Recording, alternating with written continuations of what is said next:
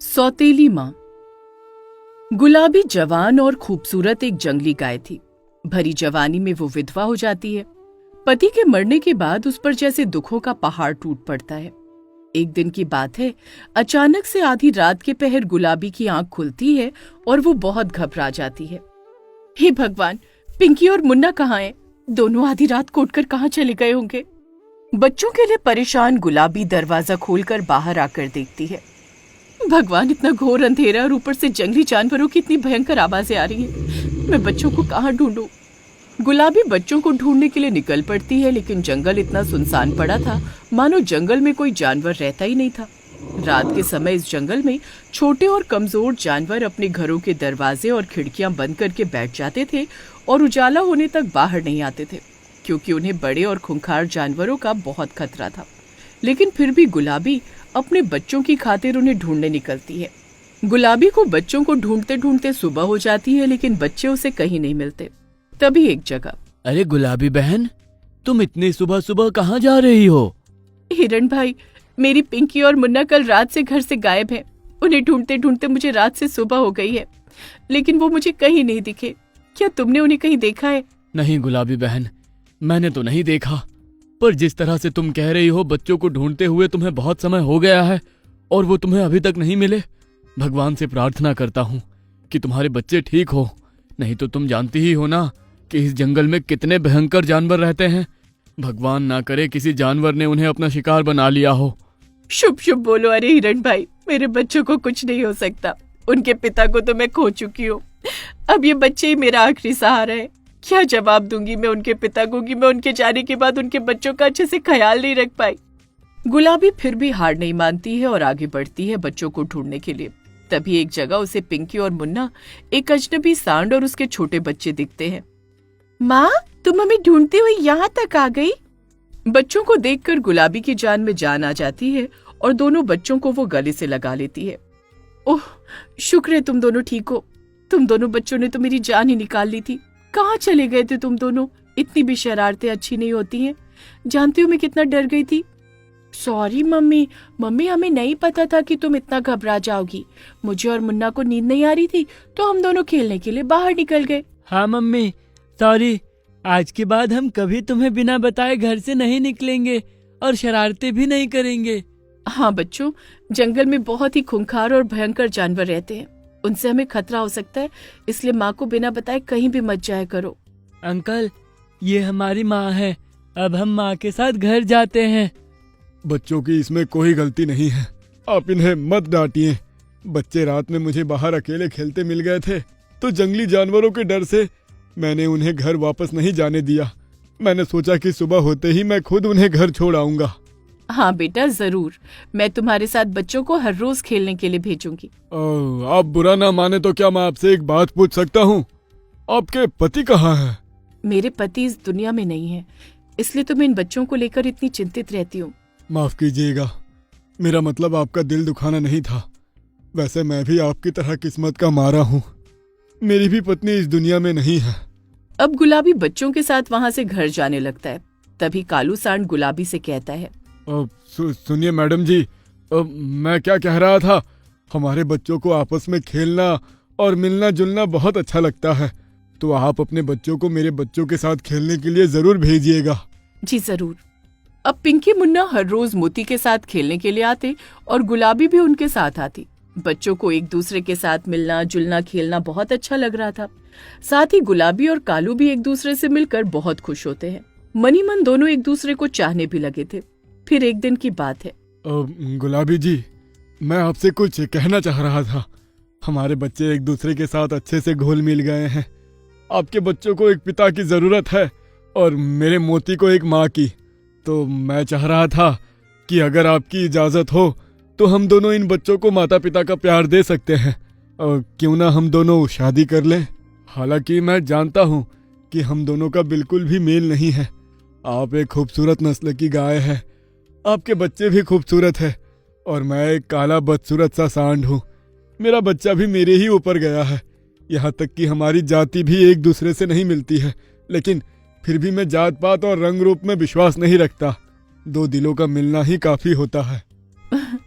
मैं इस बारे में सोचूंगी।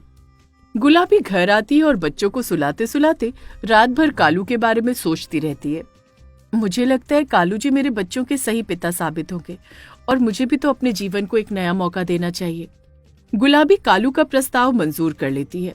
दोनों आपस में शादी करने वाले होते हैं कि तभी पापा, आप ये बहुत गलत कर रहे हैं। आप ये शादी मत करो। पिंकी, मुन्ना और गुलाबी आंटी के साथ मिलने जुलने और खेलने की बात अलग थी, लेकिन आप गुलाबी आंटी के साथ शादी करके इन सबको घर ला रहे हैं। ये बिल्कुल अच्छा नहीं है, मुझे मंजूर नहीं है। पर क्यों मोती, तुम्हें ये मंजूर क्यों नहीं है? क्या तुम नहीं चाहते कि तुम्हें एक माँ का प्यार मिले? नहीं, मैं दूसरी माँ नहीं चाहता। मुझे पता है सौतेली माँ सौतेली ही होती है और उसके बच्चे भी सौतेले होते हैं। वैसे भी हमारा कहीं से भी मेल नहीं है। हमारी जाति और रंग रूप बिल्कुल अलग है। देखना पापा, कल ये हमारी शक्ल सूरत से भी घृणा और भेदभाव करेंगे। बेटा, ये खाली एक भ्रम है, ऐसा कुछ नहीं है। माँ तो माँ होती है, वो सौतेली या पराई नहीं होती। और रही जाति या रंग रूप की बात, तो ऐसा कुछ नहीं है, हम सब एक हैं। नहीं आंटी, मैं आपको सिर्फ अपनी आंटी मानता हूँ। मैं आपको कभी माँ कहकर नहीं पुकार सकता। मोती गुस्सा करके वहाँ से चला जाता है। गुलाबी जी, आप चिंता ना करें, वो धीरे धीरे समझ जाएगा। हाँ कालू जी, मोती अभी बहुत छोटा है। गुलाबी ने आते ही घर को बहुत अच्छे से संभाल लिया था। गुलाबी और कालू आपस में बहुत खुश थे। साथ ही पिंकी और मुन्ना भी कालू से पिता का प्यार पाकर बहुत खुश रहने लगे थे। लेकिन मोती गुलाबी के साथ साथ अब अपने पिता से भी नाराज रहने लगा था, क्योंकि उसे लगता था कि उसके पिता ने दूसरी माँ लाकर बहुत गलत किया है। वहीं गुलाबी मोती के दिल में जगह बनाने के लिए अपनी पूरी कोशिश कर रही थी और अपने बच्चों से पहले मोती का सोचती थी। मोती, इधर आओ बेटा, मुझे तुमसे कुछ बात करनी है। नहीं पापा, मुझे आपसे कोई बात नहीं करनी है। आपने बहुत गलत किया है सौतेली माँ लाकर। बेटा, मेरी बात सुनो। क्या गुलाबी और बच्चों के आने के बाद तुम्हें कभी भी ऐसा महसूस हुआ है कि तुम्हें इस घर में पराया महसूस कराया जा रहा है, या तुम्हारा कोई ख्याल नहीं रख रहा, या तुम्हें कोई प्यार नहीं कर रहा? देखो, गुलाबी हमेशा तुम्हें अपने बच्चों से पहले देखा करती है, प्यार देती है। बाबा, ये सब एक नाटक है। क्या आपको दिखता नहीं है? वो अलग जाति के हैं, वो कितने सफेद गोरे खूबसूरत है और हम दोनों काले हैं। हमें तो कोई पसंद भी नहीं करता। फिर क्यों गुलाबी आंटी ने आपसे शादी की? थोड़े दिनों में आपको सब पता चल जाएगा, क्योंकि सौतेली माँ सौतेली ही होती है और उसके बच्चे भी सौतेले होते हैं। मोती की सारी बातें पीछे खड़े गुलाबी और उसके बच्चे सुनते हैं। मम्मी, मोती ऐसे क्यों बदल गया? पहले तो सब अच्छा था, वो हमारे साथ खेलना भी पसंद करता था। अब उसे ऐसा क्या हो गया, वो हमसे दूर हो गया है। हमें सौतेला सौतेला क्यों कहता है? बेटा, तुम दोनों रो मत। मोती अभी बहुत छोटा है, उसमें समझ नहीं है। धीरे धीरे वो समझ जाएगा और तुम दोनों के साथ फिर से पहले की तरह भाई बनकर रहने लगेगा। अब मोती का गुस्सा और नफरत गुलाबी और उसके दोनों बच्चों के खिलाफ बढ़ता ही जा रहा था। एक दिन की बात है। मुन्ना, क्या तुम मेरे साथ जंगल के बाहर खेतों में खेलने चलोगे? वहाँ पर बहुत सारी गाजर भी है। खेलते खेलते हम खूब सारी गाजर भी खाएंगे। अरे भाई, क्यों नहीं जाऊंगा? आज तुमने इतने दिनों बाद मुझसे प्यार से बात की है। एक मिनट, मैं दीदी को भी बुला कर लाता हूँ। अरे नहीं मुन्ना, दीदी को बुलाओगे तो हमें देर हो जाएगी। पिंकी को हम कल ले जाएंगे, अभी तुम मेरे साथ चलो। ठीक है भाई, चलो। जब मोती मुन्ना से प्यार से बात करता है तो मुन्ना खुश हो जाता है और उसके कहने पर चल पड़ता है। लेकिन मोती के मन में तो कुछ और ही था। सौतेली माँ और उसके बच्चों ने तो मेरे घर पर कब्जा ही जमा लिया है। मेरे पापा को भी मुझसे छीन लिया है। इन तीनों का एक एक करके काम ही तमाम कर दूंगा। आज इस मुन्ना को खेलने के बहाने जंगल के बाहर किसानों के खेतों में किसानों ने जो जंगली सुअरों को पकड़ने के लिए गड्ढे खोदे हैं, उन गड्ढों में इस मुन्ना को धकेल दूंगा और ऊपर से मिट्टी डाल के दफन कर दूंगा।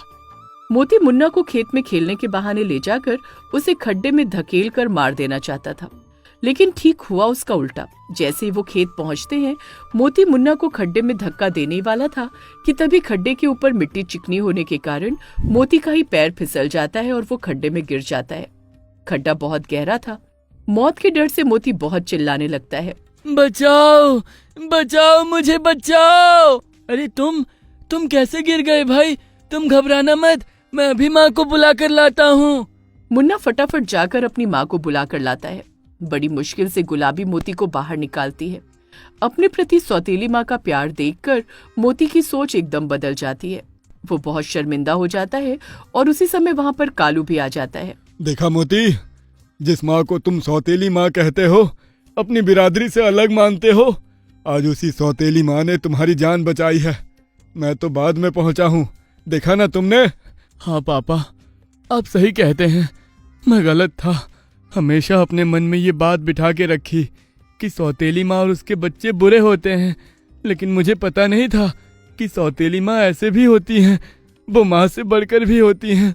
मैं तो मुन्ना को नुकसान पहुंचाने जा रहा था, लेकिन खुद ही उसमें फंस गया और गुलाबी माँ ने अपनी जान जोखिम में डालकर मुझे बचाया है। माँ, मुझे माफ कर दो। बेटा, तुमने मुझे माँ कहकर पुकारा, आज मैं बहुत खुश हूँ। और हाँ बेटा, माँ से बच्चे माफी नहीं मांगा करते। बच्चों का तो काम ही है गलतियां करना, और माँ का काम है उन्हें माफ करना। आज से मोती गुलाबी को अपनी माँ समझता है। पिंकी और मुन्ना के साथ भी भाई बहन बनकर रहता है। सब मिलजुल कर एक परिवार की तरह रहते हैं। साथ ही तीनों बच्चों को माँ और बाप का एक साथ प्यार मिलता है। अगर आपको हमारी ये वीडियो अच्छी लगी तो प्लीज़ हमारे फेसबुक पेज को लाइक, शेयर, कमेंट और फॉलो ज़रूर करें।